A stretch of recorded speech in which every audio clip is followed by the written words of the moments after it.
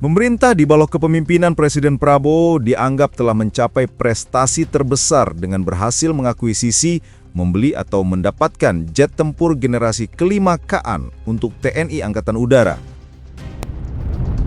Tepat pada Senin 20 Oktober 2025, pemerintahan Presiden Prabowo Subianto resmi menapaki usia 1 tahun.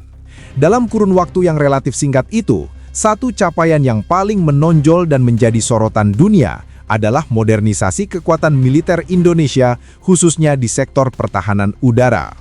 Salah satu tonggak sejarahnya adalah keberhasilan akuisisi jet tempur generasi kelima KAAN, pesawat tempur canggih buatan Turkish Aerospace Industries (TAI). Keputusan strategis ini bukan muncul tiba-tiba. Sejak menjabat sebagai Menteri Pertahanan di era Presiden Joko Widodo, Prabowo telah lama menaruh perhatian besar terhadap proyek pengembangan jet tempur generasi terbaru milik Turki tersebut. Dan begitu dilantik menjadi Presiden Republik Indonesia, ia bergerak cepat. Melalui diplomasi langsung dengan Presiden Turki Recep Tayyip Erdogan, Prabowo menyampaikan tekad Indonesia untuk tidak hanya membeli, tetapi juga ikut serta dalam pengembangan dan perakitan KAAN. Dalam pernyataannya yang dikutip oleh Antara News pada April 2025, Prabowo menegaskan, Indonesia berkeinginan untuk ikut serta dalam kerjasama pengembangan jet tempur generasi kelima KAAN, serta pembangunan dan pengembangan kapal selam bersama industri Turki. Langkah diplomasi pertahanan itu berbuah manis.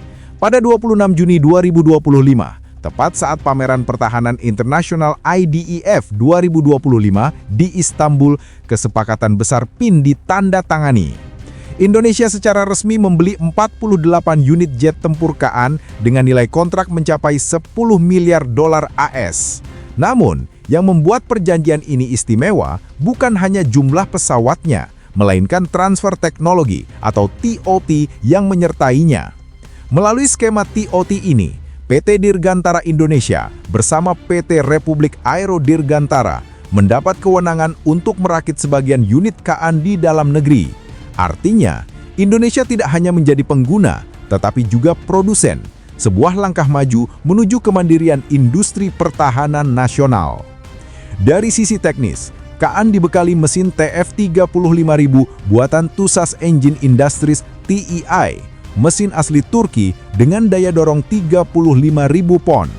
Kemampuan ini memungkinkan KAAN melesat hingga kecepatan Mach 3, jauh melampaui F1414 buatan General Electric yang hanya mencapai Mach 1,8. Selain itu, penggunaan mesin non-Amerika seperti TF35000 memberikan keuntungan strategis. Indonesia tak perlu menunggu izin ekspor dari Washington, sehingga pengiriman dan operasional KAAN bisa berjalan lebih cepat dan mandiri. Masuknya KAAN ke jajaran TNI Angkatan Udara menjadi lompatan besar dalam sejarah pertahanan udara Indonesia. Selama hampir 1 dekade, modernisasi alutsista udara sempat berjalan lambat, dengan F-16 varian lama masih menjadi tulang punggung kekuatan udara nasional. Namun kini, wajah pertahanan udara Indonesia mulai berubah. Kehadiran Rafale dari Prancis yang dijadwalkan tiba pada 2026, ditambah KF-21 Borame hasil kerjasama dengan Korea Selatan dan KAAN dari Turki, akan membentuk poros kekuatan udara baru yang membuat TNI AU kembali disegani di kawasan ASEAN. Langkah ini sekaligus menjadi jawaban elegan atas kegagalan rencana akuisisi F-35 Lightning II dari Amerika Serikat. Program yang belakangan diketahui menyimpan berbagai persoalan teknis dan politik. Kini, justru KAAN tampil sebagai alternatif paling realistis dan strategis, tidak hanya bagi Indonesia, tetapi juga bagi banyak negara lain. Contohnya Spanyol. Analis militer Roberto Escames bahkan mendorong pemerintah negaranya untuk mempertimbangkan pembelian KAAN setelah keberhasilan kerjasama Turki-Indonesia. Dalam artikelnya di Defensai dan Seguritas.es, ia menilai bahwa benefit TOT yang ditawarkan oleh Turki mampu memperkuat industri pertahanan nasional setiap negara yang terlibat. Ia menulis, kolaborasi dengan TAI dan Aselsan dapat menghasilkan sinergi teknologi yang saling menguntungkan. Industri pertahanan Spanyol dapat berkontribusi dalam bidang avionika, sensor, sistem peperangan elektronik, dan material komposit.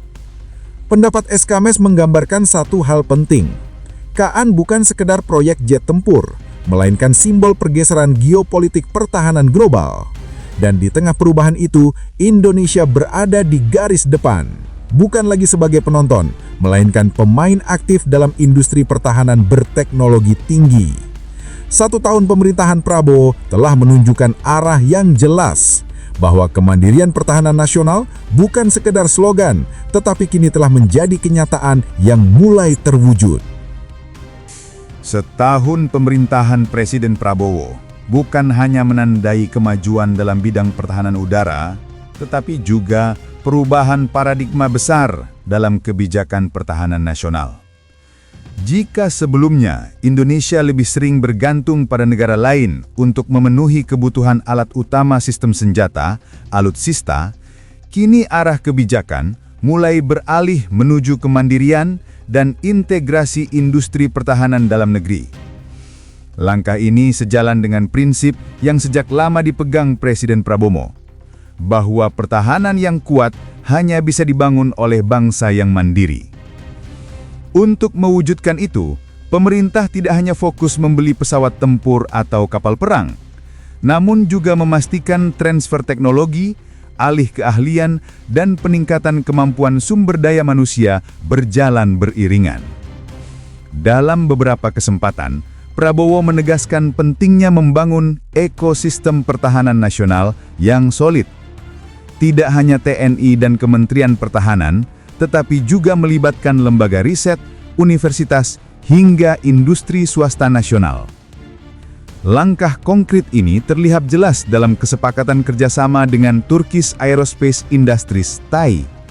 Melalui skema teknologi transfer (TOT), Indonesia tidak hanya akan merakit jet tempur KAAN, tetapi juga berpeluang untuk mengembangkan komponen avionik, radar, dan sistem persenjataan lokal di masa depan.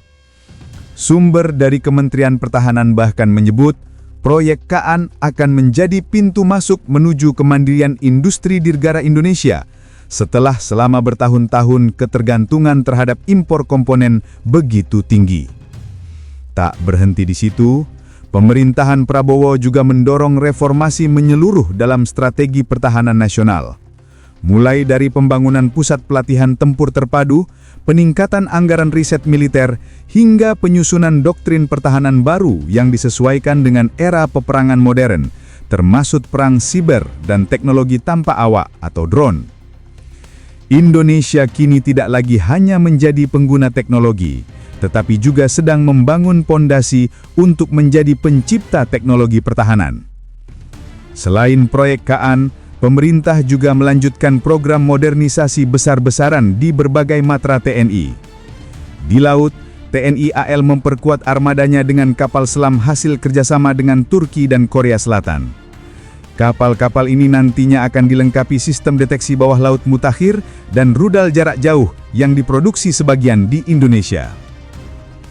Di darat, modernisasi kendaraan tempur, tank, dan artileri terus dilakukan, termasuk pengembangan tank Harimau hasil kolaborasi dengan FNSS Turki yang kini masuk tahap produksi lanjutan. Sementara di udara, selain KAAN, Indonesia juga menantikan Rafale dari Prancis dan KF-21 Boramai dari Korea Selatan. Kombinasi ini akan menempatkan TNI AU dalam jajaran kekuatan udara paling modern di Asia Tenggara. Semua langkah tersebut mengarah pada satu tujuan besar: menjadikan Indonesia sebagai kekuatan pertahanan yang mandiri dan disegani menjelang Indonesia Emas 2045. Dalam visi jangka panjang ini, pemerintah berupaya membangun rantai industri pertahanan nasional yang utuh, dari riset, produksi, hingga pemeliharaan atau maintenance. Dengan demikian, setiap rupiah yang diinvestasikan dalam sektor pertahanan dapat memberikan manfaat langsung bagi ekonomi nasional dan kemandirian teknologi bangsa. Pencapaian Indonesia di bawah pemerintahan Prabowo juga menarik perhatian dunia. Langkah berani Indonesia membeli jet tempur generasi kelima tanpa ketergantungan pada Amerika Serikat dianggap sebagai simbol kedaulatan baru dalam politik luar negeri. Beberapa negara di kawasan Asia hingga Eropa menilai bahwa Indonesia sedang membangun model kerjasama pertahanan alternatif yang tidak hanya berorientasi pada pembelian, tetapi juga pemberdayaan teknologi dan industri nasional. Dalam konteks geopolitik Asia, langkah ini menempatkan Indonesia sebagai pemain strategis baru di antara kekuatan besar, Amerika Serikat, Tiongkok, Rusia, dan Turki, dengan posisi diplomatik yang semakin kuat dan independen. Thanks banget buat yang udah nonton sampai habis. Kalau suka, ya di-like aja. Kalau merasa cocok, langsung subscribe. Dan kalau jempol udah gatal pengen ngetik, antem aja tuh kolom komentar. Mau debat? Boleh. Mau bercanda? Gas. Yang penting sopan.